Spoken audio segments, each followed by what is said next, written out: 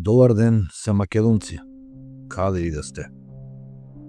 Добре дојдовте во таинственото, мојот нов елоквентно именуван сегмент, каде споделувам различни приказни, засновани на вистински настани пред се, и сите возможени и доминирани од некаков мистериозен, бизарен, чуден, застрашувачки или генерално необјаснив таинствен елемент, без разлика дали сте религиозни, дали верувате во земјани, окултното, или сте како мене, едноставно уживатели на добра мистерија.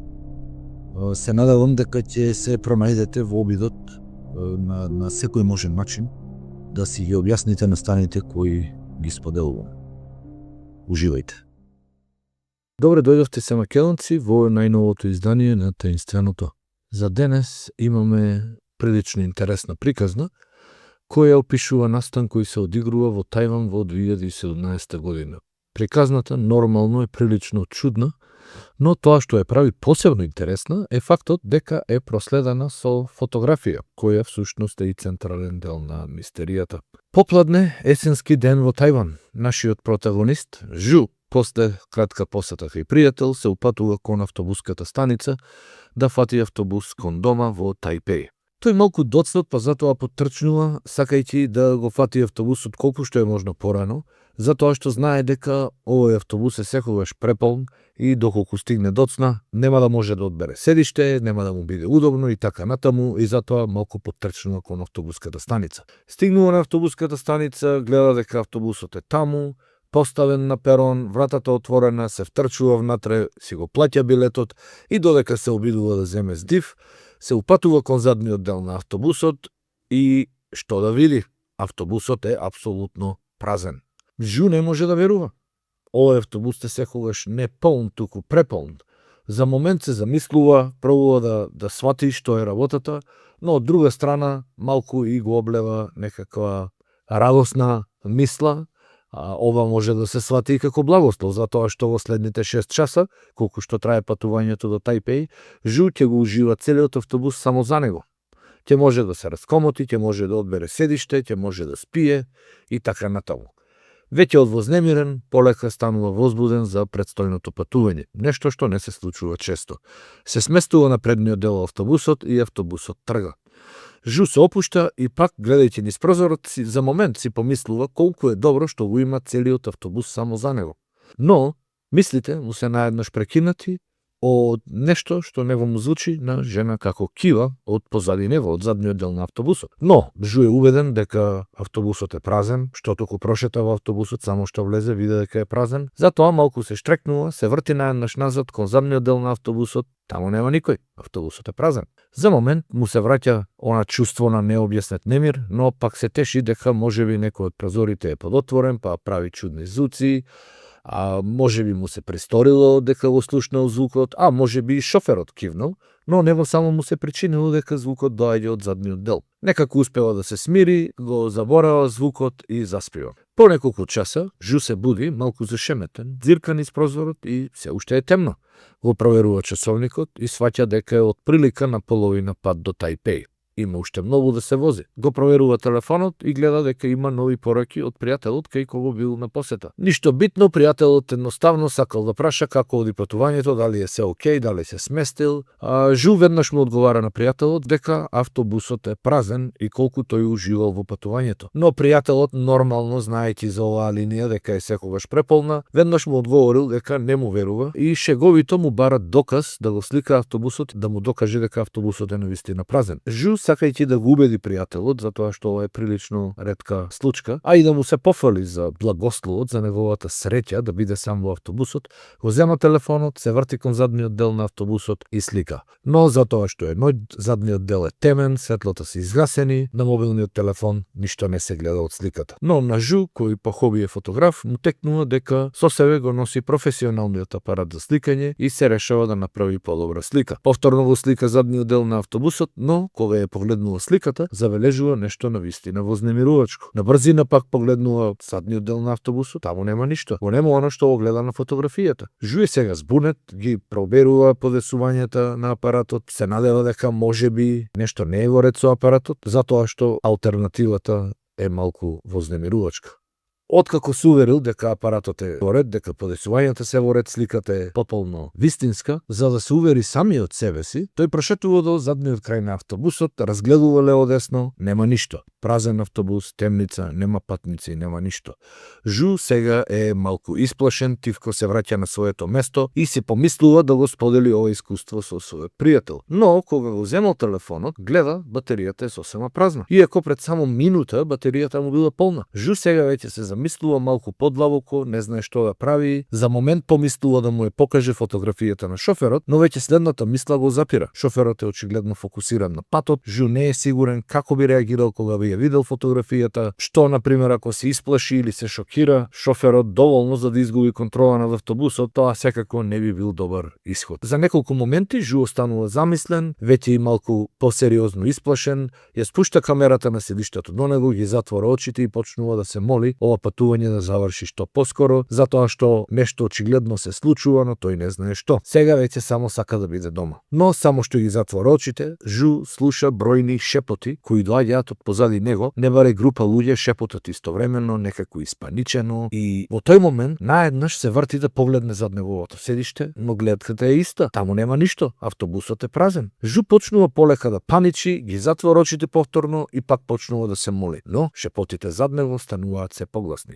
Жу е сега апсолутно извунет, за момент погледнува кон шоферот во надеж дека и шоферот ги слуша овие звуци и дека шоферот ќе изреагира, ќе го запре автобусот или ќе ги запали светлата или нешто ќе преземе. Но шоферот бил апсолутно фокусиран на возењето и изгледало како воопшто да не слуша ништо. Жу сега комплетно ужаснат се обидува да разбере што се случува, од каде доаѓаат овие звуци, празен автобус и уште полошо само тој ги слуша овие звуци, што во еден момент го наведува да помисли дека можеби полудува. Во афект, во комплетна збунетост, ги затнува ушите со рацете, ги затвора очите, се свиткува како топка и продолжува да се моли во следните 2 до 3 часа, се додека конечно автобусот не запрел. Жу ги трга рацете од ушите, ги отвара очите, очекувајќи звуците повторно да нападнат, но се е тивко, нема никакви звуци, освен звуците кои ги правил шоферот при процедура за исклучување на автобусот. Конечно Жу сваќа дека е во Тајпеј. Тој чувствува огромно олеснување, ги прибира на брзина своите работи и тргнува кон предната врата на автобусот. Но пред да излезе, шоферот забележува дека нешто не е во ред. Лицето на Жу е целото црвено, облеано со пот и Жу е целиот избушавен, едноставно изгледа ужасно. Шоферот тивко прашал: "Добар ли си?"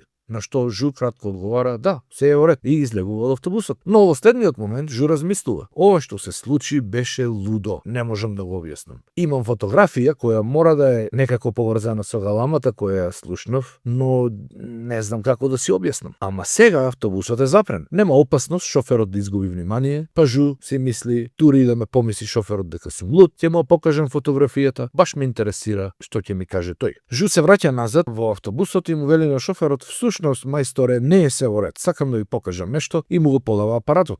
Шоферот ја гледа сликата, но одпрво некако се мачи, не може да види што точно се случува таму. Жу му помага со тоа што ја зумира сликата во горниот десен нагол и сега шоферот јасно може да види што тоа Жу му покажува него. На сликата се гледа човечка рака која се спушта од покривот надолу во задниот дел на автобусот. И додека шоферот ја разгледува, анализира фотографијата, Жу продолжува да објаснува како не е можно фотографијата да покаже некаква рефлексија, проба да резонира дека фотографијата мора да е апсолутно реална, дека се било во ред со апаратот, и како додаток Жу раскажува и за галамата и сите тие шепоти што ги слушаше попат и очекува секој момент шоферот да изреагира шокирано, загрижено или барем заинтересирано. Но шоферот смирено му го враќа апаратот за сликање и му вели: "Слушај, не смееш ова да го споделиш со никого. Не смееш никому да кажеш, затоа што ако се расшири веста, луѓето ќе дознаат и мојот бизнис ќе пропадне. Никој нема да сака да се вози во мојот автобус." На ова Жу останува малку збунет, затоа што гледа дека шоферот не е воопшто заинтригиран од фотографијата, не поставува дополнителни прашања, не се обидува да провери во задниот дел на автобусот. Напротив, шоферот реагира како да е се во ова само рутина, како да му се случува редовно. Можеби Жу помислил дека тоа се што му се случи всушност било реално. Дали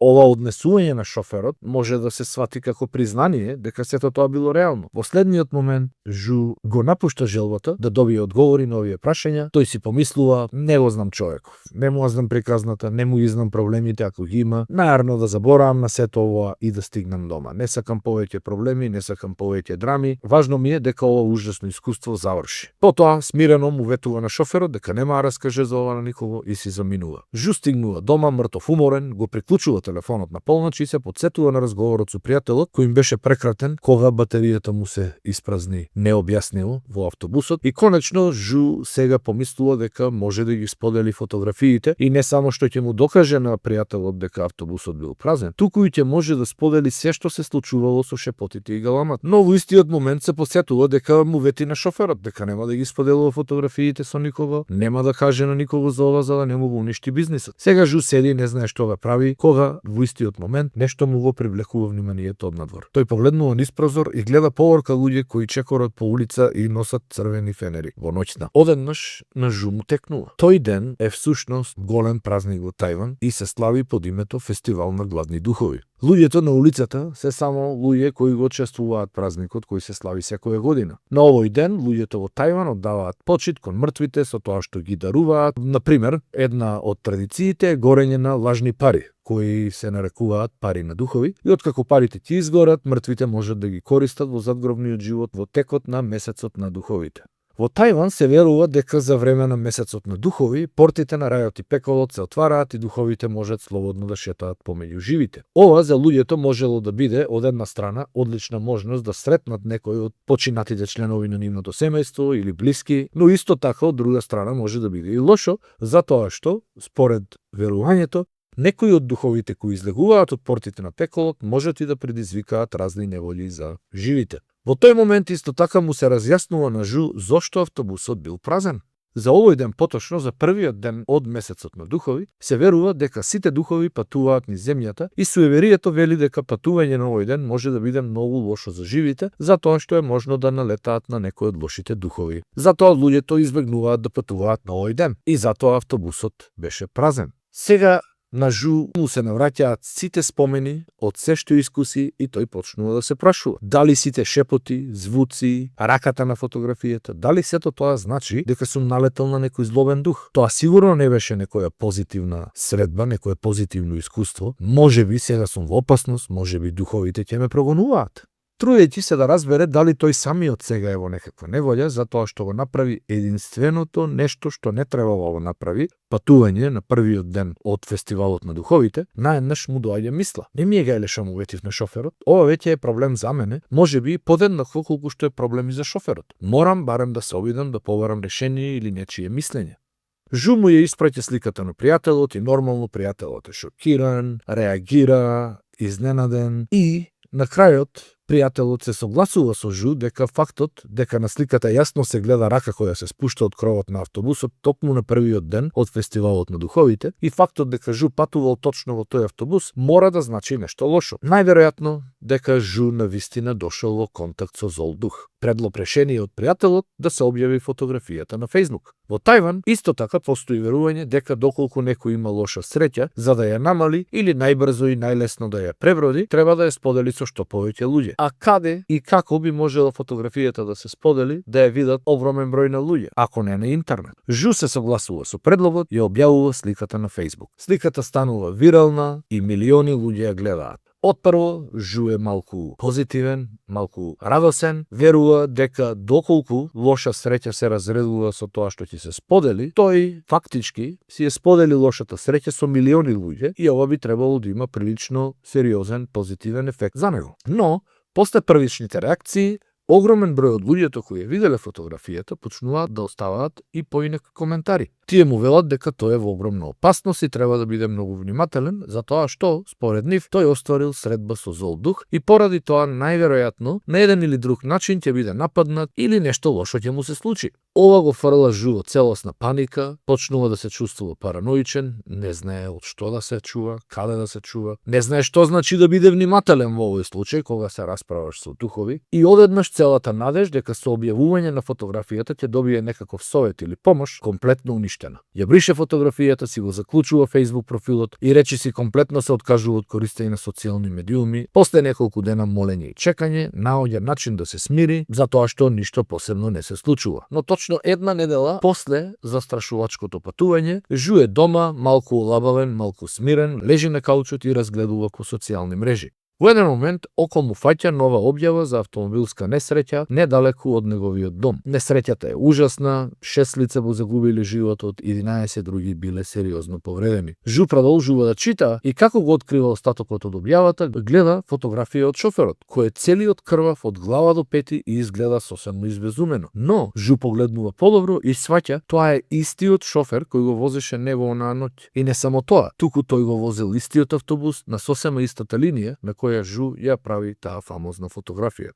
За сообраќајната несреќа цела вина паѓа исклучиво на шоферот, кој бил обвинет едноставно за невнимание, без посебни детали. Подоцна тој бил осуден на казна затвор. Но постои и видео од автобусот, од безбедносна камера, од последните секунди пред самата несреќа, и на видеото се гледа како шоферот додека вози, прво изгледа смирен, фокусиран на патот, се е во ред, но од прилика 30 на секунди пред сударот нешто му го одвлекува вниманието. Тој на снимката очигледно погледнува натаму, што и да е тоа, не се гледа на камерата. Неколку секунди подоцна, шоферот дури и се наведнува на таа страна и изгледа како да се обидува да комуницира и во тој момент губи контрола над автобусот и автобусот се судира. Шоферот никогаш не дал никаква јавна изјава за тоа што се случило и што му го одвлекло вниманието. Се што имаме е фактот дека автобусот се судира, имаме видеоснимка, фотографијата на Жу, како и неговото прераскажано искуство. Се заедно не тера да се запрашаме. Дали навистина овде постоел некаков злобен дух или се тоа е само сплет на многу чудни случајности. Заклучокот, како и секогаш, ви е оставен вам. Поздрав!